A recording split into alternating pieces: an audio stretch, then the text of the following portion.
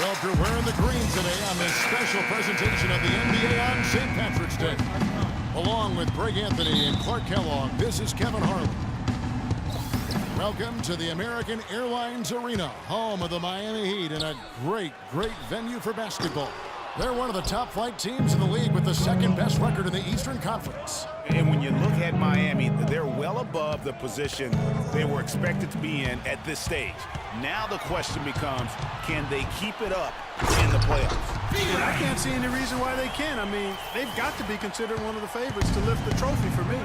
Now a chance, courtesy of Gatorade, all fueled up and ready to go. The starting five on the floor. Setting the floor for the Hornets. They've got Caspi. Bogut out there with Enes Kanter. And there's Livingston. And it's Harden in at the 2 spot. And Kevin, who says a point guard should look to pass first? I mean, not when you can finish like this stuff. Well, Clark, he wasn't going to give that opportunity up to a teammate. Well, you know, Kevin, that's one he'll always take himself, and he should. I mean, you can't pass up that kind of opportunity or fun. The Heat have gone 1 of 3 from the field to start this one so far.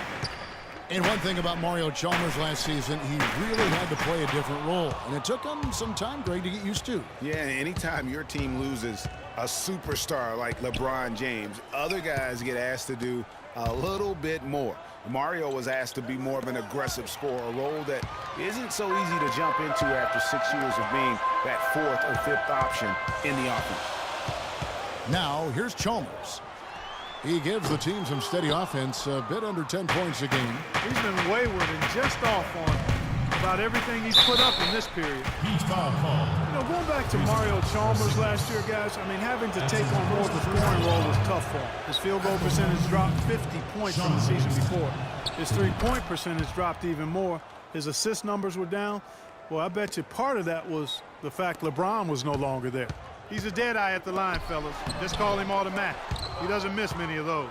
Now, nice work there to contest the finish inside. You know, they got the shot they wanted, but his defense, I mean, deterred them from those plans. Thompson with the bucket. Thompson, And taking a quick look here at the hustle stats for the Heat. Boy, they've really amped up the pressure at the defensive end, guys, and have piled up the steals in the early going.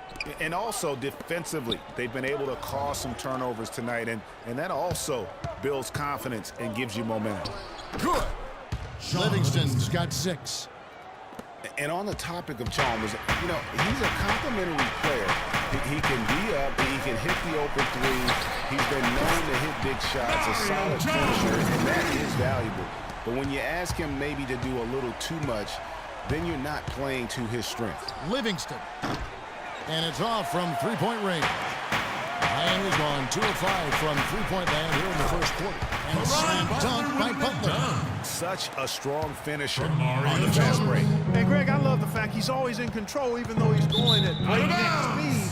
He still maintains his body control. A different look for Miami. Jones checked in for Wright. And Derrick Rose is subbed in for Mario Chalmers. And a switch here also for Charlotte. Harris is checked in. And it's out of bounds. Last touch by Jones. Charlotte ball. Well, it's not just point guards that can pass the rock. Here are the assist leaders among shooting guards over the span last month. James Harden is second. And that list of players just goes to show that great passing doesn't just come from the point. The way those guys distribute the ball from the 2 spot is a thing of beauty. Yeah, and it may often be overlooked, that skill at the shooting guard position, but if you think back on the all-time greats at that spot on the floor, they were all fantastic passers. Almost all were fantastic passers. Wright, he's checked in for Porzingis. And then for Charlotte, Nene, he's checked in for Bogut. And J.J. Redick is subbed in for James Harden. Caspi passes to Redick. Can't get it to fall. Miami leading by 4. Some firepower, Clark, from this offense. Yeah, Kevin.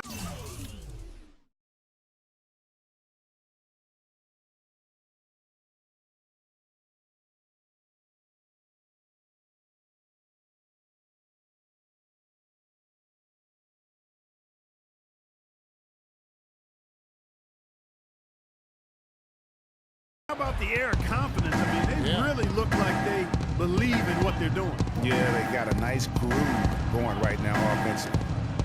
Now here is Harris. 9 points last game. Stolen by Thompson. And J.J. Redick picks up the foul. That is his first foul of the game. Ricky Rubio checked in for the Heat. And a switcher also for Charlotte. Lance Stevenson's checked in for Keston. Nice work on the inside. Hard to get that one up and over the big fella. Well, it's not supposed to be easy down there, and a little artistry on the inside helped him make it happen. Nene dishes to Redick. Cantor kicks to Nene. Here's Redick. Kicks it out to Stevenson. Charlotte moving the ball around. Redick with the bucket. Assist from Nene. Charlotte, their last game, a win against the Magic. You know, they played well enough to win, but to be honest with you, I just felt like their opponent's defensive performance was shaky at best. Yeah, I'd go along with that, Greg. I mean, the game wasn't handed to them, but they definitely didn't have to work as hard for it as they should have. And guys, over the last 2 seasons, Devin Harris has been a backup point guard, but one could argue that he's outperformed the guys that are directly ahead of him. That's exactly right, Kevin. I mean, Harris came back to the team that he started his career with to be a support player, but injuries, trades, and generally poor fits elevated Harris's importance to the team. James Harden, he's checked in for Charlotte. Clark, they've been looking out of sync offensively. You know what? A basket here would do a lot for their confidence. Well, check out that assist. That's a pair of teammates that are clearly on the same page. Now here's Lin. Looking at his point production, he averages almost 8 points a game. Again, the miss by the Heat. Charlotte trailing. Harris kicks to Harden. On the wing, Stevenson. Can't tie it up as that one's no good.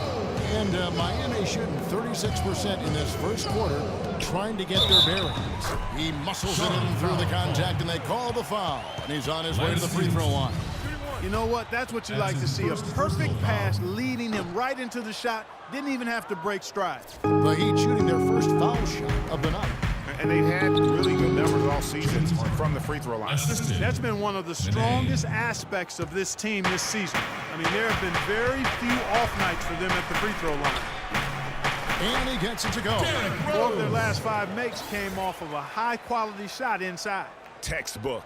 Really, when you look at how they're playing, they are having their way down low. Now here's Harden. 29 points for him last game against Orlando.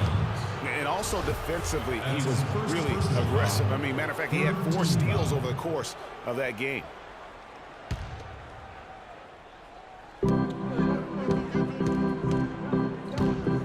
There's 37 seconds left here in the first quarter. And he was fouled on the way up. 2 free throws now for him.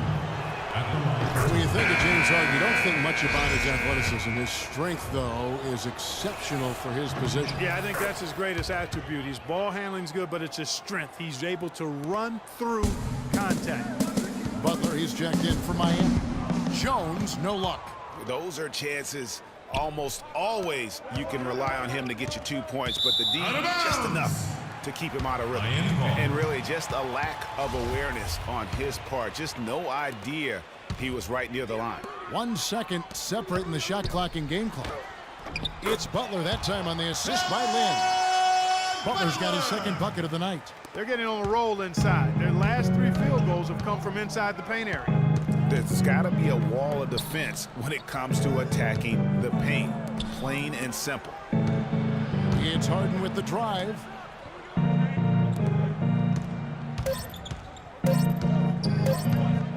He gets it up. No good on that last second attempt. And they're scoring pretty well as we conclude the first quarter. Heat lead by 4.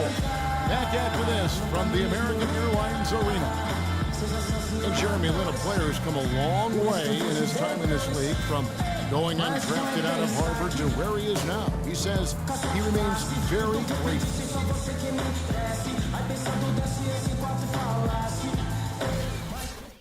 Well, in a game filled with some pretty big egos, there are also guys like that who are living the dream in their own very grateful way. Lin has certainly seen the highs and the lows. And Kevin, not everyone's a superstar and certain of their future. Sometimes you get to be a superstar for a brief moment in time, but this game has a way of humbling people, even those who started out humble, like Lin. Sean Livingston.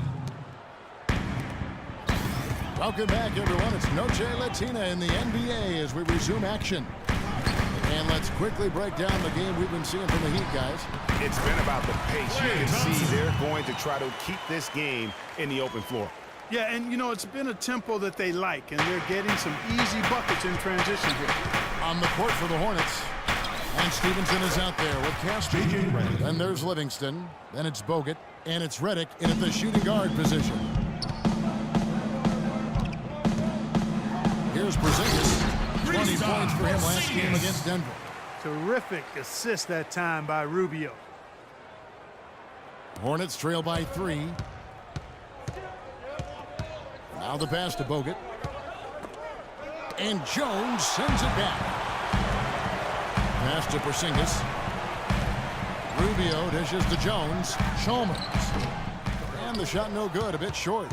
You almost have to assume he's going to knock those down when he is that open. Nobody near Stevenson. Can't get it to go. And it's Miami the other way. Fresh from a win against the Nuggets. Yeah, ran away with that game, mainly in part because of their offense. Yeah, the ball movement and player movement, so crisp and sharp, and it led to a lot of high-quality shots for him. Not able to find it here in the second. He's off stride and off track just a bit after that one he had earlier. Really well done there. Just confident and composed, never in a hurry. Now, here's Chalmers. Dishes it to Jones. Here's Porzingis, and he dunks it down. And that's how it's done. I mean, find that hole in the D and then go hard to the right. Maybe that hole was a little bigger than it should have been.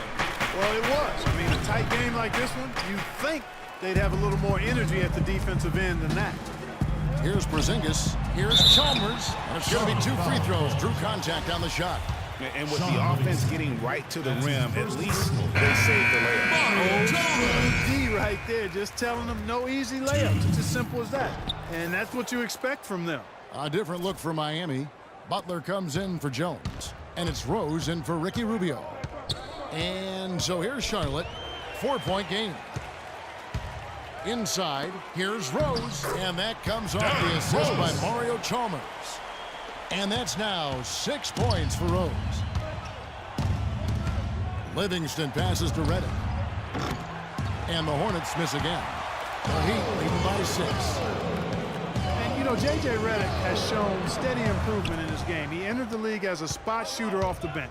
Last season, averaged over 30 minutes a game for the Clippers. He's come a long way. Clearly, he's one of the best there is in the business when it comes to making that lead pass. Chalmers against Redick, and Mario Chalmers gets the 3. Chalmers has got 7 points. Yeah, and their shooting really starting to pick up here in the second. Yeah, and it should help them increase their separation here. I mean, this has been an impressive offensive output. The shot by Redick, no good. And Redick has improved every phase of his game over every year, especially in the area of efficiency. Shooting over 47% from the field last year. And Greg, that by far the highest in his career. Yeah, and in his mid-range jumper last year, just automatic. The turnovers per minute averaged also ridiculously low. It even improved as a defender. And I think taking a time here to talk things over is a smart idea. One of the things you want to do is make sure everybody is clearly on the same page with the game plan. And sometimes you need a timeout to make sure that's the case. And Miami calls their first time out of the game.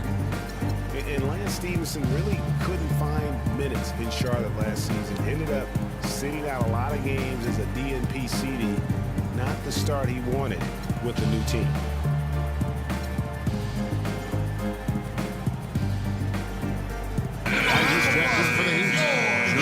Comes in for Mario Chalmers. So an almost entirely new group in now for Charlotte. Nene, he's checked in for Bogut. Cantor comes in for Caspi. James Harden, he's checked in for Lance Stevenson. And Devin Harris is subbed in for Sean Livingston. And for Stevenson, to his credit, he took the benching in stride. He knew he just wasn't good for it. Yeah, and his coach Steve Clifford was upfront about it, and I thought did a nice job handling that. Clifford said he wanted Stevenson as a Hornet, but just couldn't find a unit